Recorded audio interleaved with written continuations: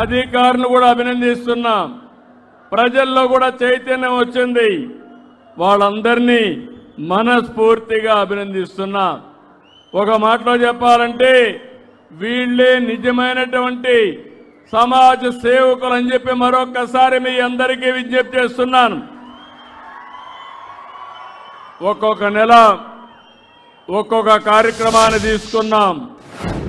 ఈ నెలలో ప్లాస్టిక్ కాలుష్యాన్ని నిర్మూలించాలి. End plastic pollution. ఇది ఒక పెద్ద భూతం. ఇక్కడే ఒక భూతం వేషం వేసుకొని మా మిత్రుడు వచ్చాడు. ఒకసారి లేచి చూపేయండి.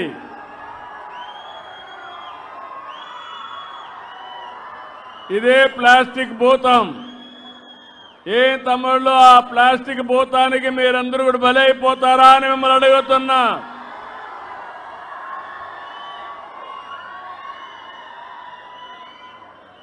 ఈరోజు మనం అందరం చూస్తున్నాం, ఎక్కడ చూసినా ప్లాస్టిక్ మయమైపోతా ఉంది. నిద్ర లేచి మీరు బ్రష్ చేసుకునేది కూడా ప్లాస్టిక్ తోనే బ్రష్ చేసుకుంటారు. ఆహారం తినే ప్లేట్ల వరకు ఎక్కడ చూసినా ప్లాస్టిక్ ప్లాస్టిక్ ప్లాస్టిక్.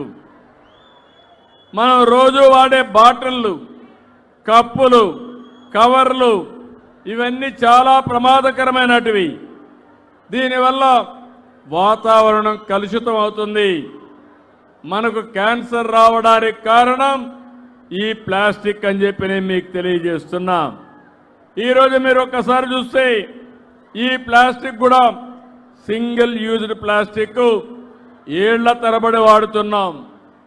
ఇది మట్టిలో కలవదు. భూమిలో పోతే ఎక్కడికక్కడ భూమి కూడా కలుషితం అవుతుంది. దీనివల్ల మొక్కలు కూడా మొలవు.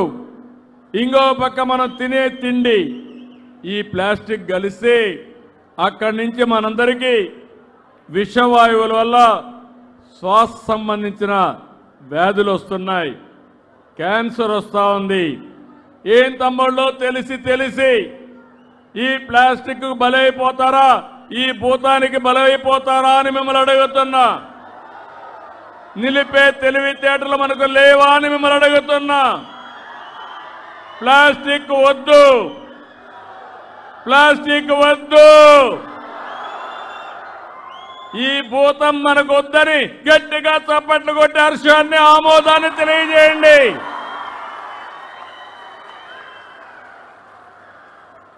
అందుకే ఇంకొక పక్కన చూస్తే 120 మైక్రాన్ కన్నా తక్కువ ఉన్న ప్లాస్టిక్ బ్యాగ్స్ కానీ, వాడి వదిలే కప్పులు కానీ, ప్లేట్లు కానీ అన్నీ కూడా నిలిపేద్దాం. దీనికి బదులుగా బ్యాగులు కానీ, మెటల్తో తయారు చేసిన స్టాల్ కానీ, కంపోస్టబుల్ ప్లేట్లన్నీ వాడాల్సిందిగా మీ అందరికీ విజ్ఞప్తి చేస్తున్నా. మనం ఒక కార్యక్రమం పెట్టుకున్నాం. తొందరలో 2000 ఆగస్టు 15 నాటికి రాష్ట్ర సచివాలయాన్ని ప్లాస్టిక్ రహితంగా మార్చాలని లక్ష్యం పెట్టుకున్నాం. అక్టోబర్ కల్లా అన్ని మున్సిపాలిటీలో, డిసెంబర్ కంతా రాష్ట్రం మొత్తం సింగిల్ యూజ్డ్ ప్లాస్టిక్ని అన్ని ప్రభుత్వాలు నిషేధించాం. స్టీల్ గ్లాసులు, క్లాత్ బ్యాగులు, పునర్వినియోగ వస్తువుల్ని వాడకంపై ఉద్యోగుల్లో అవగాహన కల్పించాం. రోడ్లు, డ్రైనేజీలు, బహిరంగ ప్రదేశాల్లో శుభ్రత డ్రైవ్లు చేపడుతున్నాం. ఇప్పుడే నేను చూశాను, మనం నిన్నటి వరకు ఏదైతే డబ్బులు కావాలంటే వెండింగ్ మెషిన్లకు పోయి డబ్బులు తీసుకునేవాళ్ళం.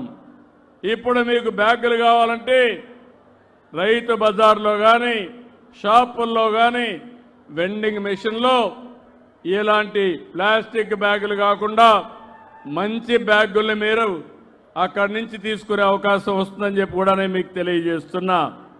నేను ఈరోజు ఒకటే మిమ్మల్ని అందరినీ కోరుతున్నాను. ఈరోజు సర్క్యులర్ ఎకానమీ మీకందరికీ అర్థం కావాలి. ఏది ప్రపంచంలో వేస్ట్ కాదు. ప్రతి ఒక్క దాంట్లో నుంచి సంపద తయారు చేసే అవకాశం ఉంది. అందుకే ఈరోజు మన యొక్క తిరుపతిని చూస్తే ఒక మంచి అవార్డు వచ్చింది. ఈ అవార్డు చాలదు, దేశానికి మీరు ఒక్కసారి చూస్తే తిరుపతి అనేది ఒక పవిత్రమైనటువంటి పుణ్యక్షేత్రం. ఒక భారతదేశం కాదు, విదేశాల నుంచి వెంకటేశ్వర స్వామి దర్శనానికి ఆశీస్సులకు వస్తారు. వచ్చినప్పుడు ఇక్కడ ప్లాస్టిక్ కానీ పరిశుభ్రత లేకపోతే దానిపైన మన మీద ఒక మంచి అభిప్రాయం ఉండే పరిస్థితి ఉండదు. అందుకే నేను ఒకటే ఆలోచించాను, ఈ రాష్ట్రాన్ని స్వర్ణాంధ్రప్రదేశ్గా తయారు చేయాలంటే ముందు స్వచ్ఛ ఆంధ్రప్రదేశ్ని సాధించే బాధ్యత మనందరిపైన ఉంది. అది జరగాలంటే సర్క్యులర్ ఎకానమీకి నాంది పలకాలి. చెత్త నుంచి ఎనర్జీ మీరు ఇంట్లో నుంచే ఆలోచించుకోవాలి. మన ఇండ్లలో మనకు చెత్త వస్తూ ఉంది. కొన్ని దేశాల్లో చెత్త నుంచి పొడి చెత్త, తడి చెత్త రెండు డివైడ్ చేస్తారు. పొడి చెత్తని సెపరేటు డస్ట్బిన్లో పెట్టి, తడి చెత్తని ఇంకొక డస్ట్బిన్లో పెట్టి మున్సిపల్ అధికారులకు అప్పచెప్తారు. కొంతమంది బాధ్యత కలిగిన వ్యక్తులు తడి చెత్త నుంచి కాంపోస్ట్ తయారు చేస్తారు. అవన్నీ కూడా మీ యొక్క గార్డెన్లో వేసుకోవడం, రూఫ్ టాప్లోనే కూరగాయలు పండించుకోవడం, ఇలాంటి కార్యక్రమాలకన్నీ కూడా శ్రీకారం చుడుతున్నారు. ఇది కాకుండా ఈరోజు మీరు చూస్తే సర్కులర్ ఎకానమీకి నమూనాగా తూకివాకంలో ఒక బ్రహ్మాండంగా 300 ఎకరాల్లో ఒక పార్కే, ఇండస్ట్రియల్ పార్క్ తయారు చేశాం.